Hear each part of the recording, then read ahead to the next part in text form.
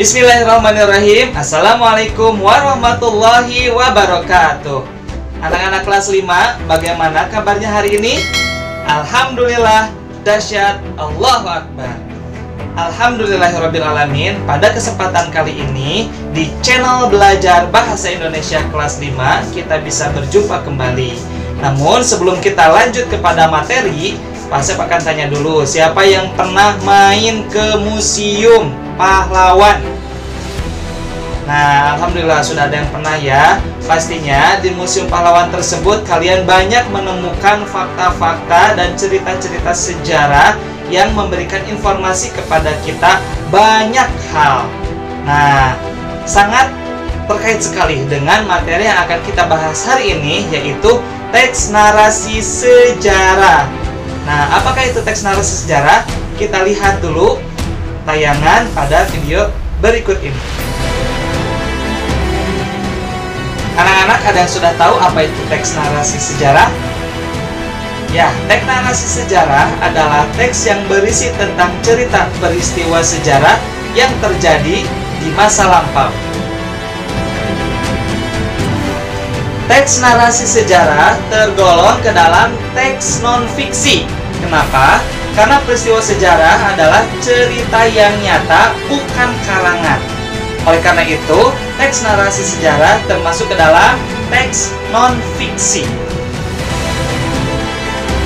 Pada kesempatan kali ini, kita akan banyak membaca teks narasi sejarah. Nah, harapannya setelah kalian membaca teks narasi sejarah, kalian bisa menemukan informasi penting dan menentukan informasi penting yang terdapat pada teks narasi sejarah. Selain itu, harapannya adalah setelah kalian membaca teks narasi sejarah, kalian pun bisa menjelaskan informasi yang terdapat pada teks narasi sejarah berdasarkan kata tanya. Apa, siapa, di mana, kapan, mengapa, dan bagaimana. Baik anak-anak, pada kesempatan kali ini kita akan membahas kembali ya, informasi apa saja yang bisa diambil menggunakan kata tanya. Kata tanya apa? Memberikan informasi kepada kita berkaitan dengan suatu hal. Kata tanya siapa? Memberikan informasi kepada kita tentang seseorang atau tokoh dalam sebuah cerita. Kata tanya di mana? Memberikan informasi kepada kita berkenaan dengan tempat. Kata tanya bagaimana? Memberikan informasi kepada kita mengenai proses. Kata tanya kapan? Memberikan informasi kepada kita tentang waktu. Kata tanya mengapa? Memberikan informasi kepada kita tentang alasan.